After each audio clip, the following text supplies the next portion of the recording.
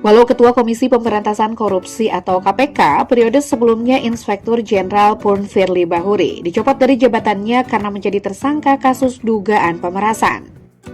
Namun, 4 perwira tinggi dari institusi Polri tetap percaya diri mengikuti seleksi calon pimpinan KPK periode 2024-2029. Mereka adalah Komisaris Jenderal Polisi Setio Budianto, Komisaris Jenderal Polisi Ridwan Zulkarnain Panca, Inspektur Jenderal Polisi Joko Purwanto, dan Inspektur Jenderal Polisi Didik Agung Wijanarko.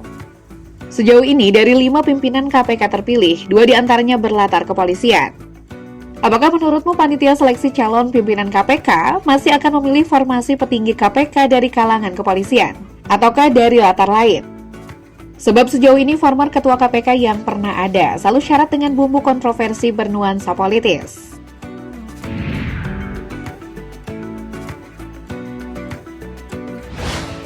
Irjen Purn Taufikur Rahman Ruki adalah pimpinan pertama KPK. Ia memimpin sejak lembaga anti rasuah itu dibentuk di tahun 2003 hingga 2007.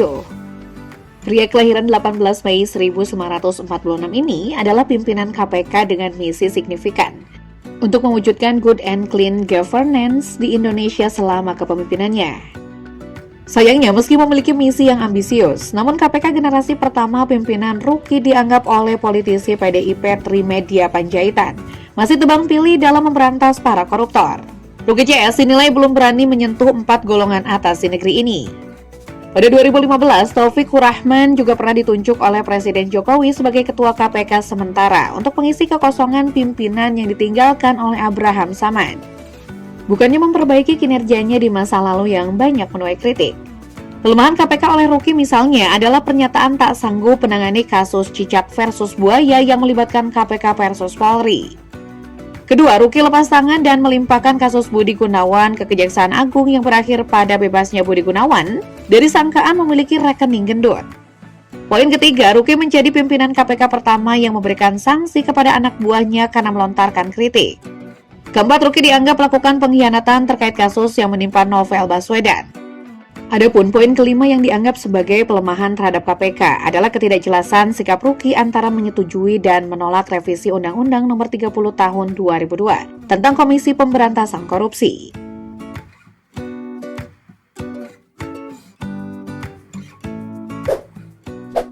Mantan Kepala Kejaksaan Negeri Jakarta Selatan ini memimpin KPK periode kedua dari 2007 hingga 2009. Alumnus Fakultas Hukum Universitas Sriwijaya tersebut sejak awal terpilih sudah mendapat hujan kritik oleh aktivis anti korupsi. Terpilihnya pria kelahiran 18 Maret 1953 ini dianggap sebagai sebuah pengaturan. Meski dianggap sukses menangani sejumlah kasus, namun pria 71 tahun itu adalah pimpinan KPK pertama yang menjadi tersangka dalam kasus kematian terhadap Direktur PT Putra Raja Wali Banjaran Nazarudin Zulkarnain. Antasari Azhar terseret dalam kasus tersebut karena diduga sebagai aktor intelektual di balik kematian Nazarudin.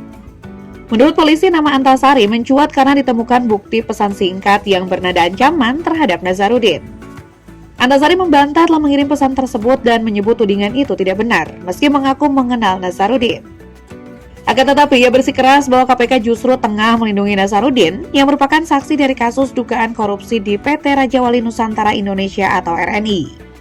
Meski beberapa bukti mengarah pada keterlibatan pihak lain termasuk polisi, Antasari tetap diyakini sebagai otak perencana kematian terhadap Nazarudin dan ditetapkan sebagai tersangka pada Mei 2009. Pada Januari 2010, Majelis Hakim PN Jaksel yang dipimpin Heri Swantoro memvonis Antasari dengan hukuman penjara selama 18 tahun. Setelah mendapat dukungan dari keluarga mendiang Nazarudin Zulkarnain untuk mengajukan gerasi kepada Presiden Jokowi. Pada 2016, permohonan itu dikabulkan dan sang former Ketua KPK itu pun bebas bersyarat setelah melewati sepertiga masa pidana. Saat Antasari mendekam di Hotel Prodeo, estafet pimpinan berlanjut pada tumpak Hatorangan Panggabean hingga Busro Mukodas.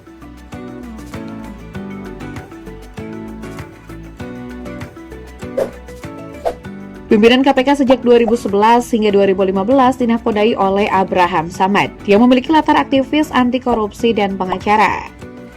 Meski pria kelahiran 27 November 1966 ini merupakan kuda hitam dan non-unggulan dari seluruh calon pimpinan KPK, namun selama masa kepemimpinannya ia sukses menggarap sejumlah kasus korupsi.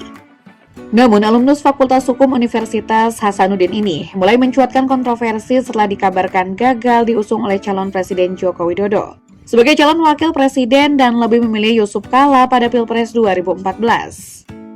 Padahal Abraham Samad sudah merancang konsep surat pengunduran dirinya sebagai Ketua KPK. Merasa kecewa, Abraham kala itu menyebut yang menggagalkan pencalonan dirinya adalah Komjen Budi Gunawan. Ia mengetahui hal tersebut karena telah melakukan penyadapan.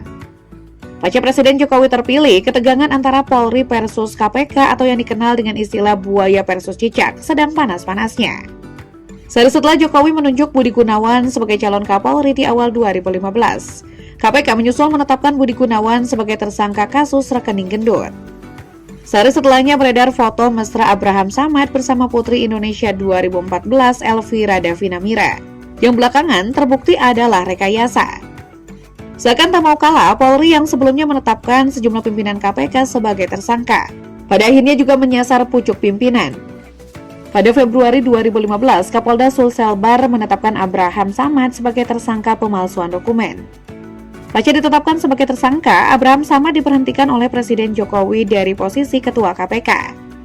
Posisinya digantikan sementara oleh Taufikur Rahman Ruki, mantan Ketua KPK pertama.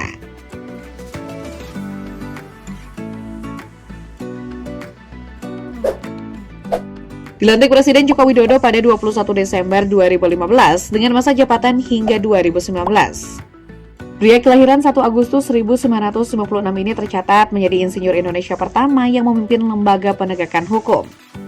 Tanpa latar belakang pendidikan tinggi formal hukum dan pengalaman karir di lembaga penegakan hukum sekaligus sepanjang sejarah KPK.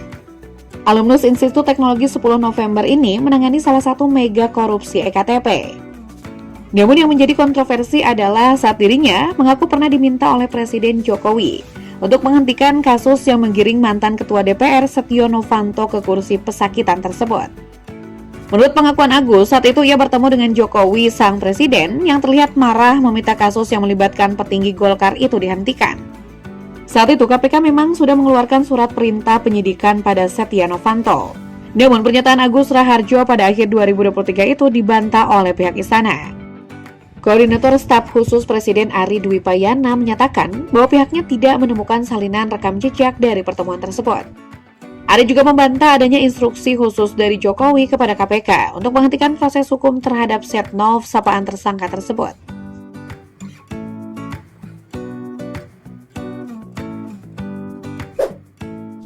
Firly Bahuri terpilih menjadi Ketua KPK pada 2019, menggantikan Agus Raharjo yang masa jabatannya sudah selesai. Ketua KPK berlatar belakang Jenderal Purnawirawan Polisi Bintang 2 ini boleh jadi adalah pimpinan KPK paling kontroversial. Ia merupakan Ketua KPK ketiga yang menjadi tersangka oleh pihak kepolisian atas dugaan pemerasan pada ex-Menteri Pertanian Syahrul Yassin Limpo. Sebelum akhirnya mencapai puncak kontroversinya sebagai tersangka sejak November 2023, mantan Kapolda NTB ini sudah mendukung seabra kontroversi. Pada 2019, Firly diduga pernah menerima gratifikasi dalam bentuk pembayaran penginapan hotel selama 2 bulan. Tak sampai di situ, pada Juni 2021, ICW melaporkan Firly ke Barreskrim Polri atas dugaan gratifikasi helikopter yang digunakan untuk perjalanan pribadi. Kemudian pada November 2022, Firly panen kritik setelah bertemu Gubernur Papua Lukas NMB yang tengah berkasus di KPK. Pada April 2023, Firly dilaporkan oleh sejumlah pihak ke Dewan Pengawas KPK karena diduga melanggar kode etik terkait pemberhentian Brigjen Endar Priantoro sebagai Direktur Penyelidikan KPK. Masih di bulan April, pria 60 tahun itu kembali dilaporkan karena diduga terlibat pembocoran dokumen menyerupai hasil penyelidikan dugaan korupsi tunjangan kinerja di Kementerian Energi dan Sumber Daya Mineral.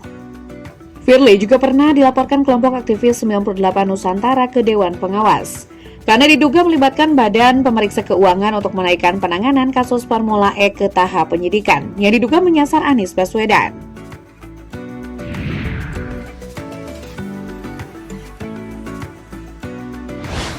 Setelah penetapan Firly Bahuri sebagai tersangka, Presiden Jokowi lantas mencopotnya dan menunjuk Nawawi Pomolango sebagai Ketua Sementara KPK. Meski sempat dikritik karena tak kunjung menahan Firly setelah lebih dari setengah tahun sejak ditetapkan sebagai tersangka. Kini Polda Metro Jaya mengaku tengah mengusut 2 perkara baru yang diduga melibatkan mantan Ketua KPK Firly Bahuri. Kita nantikan saja apakah Firly Bahuri akhirnya ditahan atau hanya sekedar kembali mengulur waktu karena dugaan adanya konflik kepentingan sebagai sesama polisi.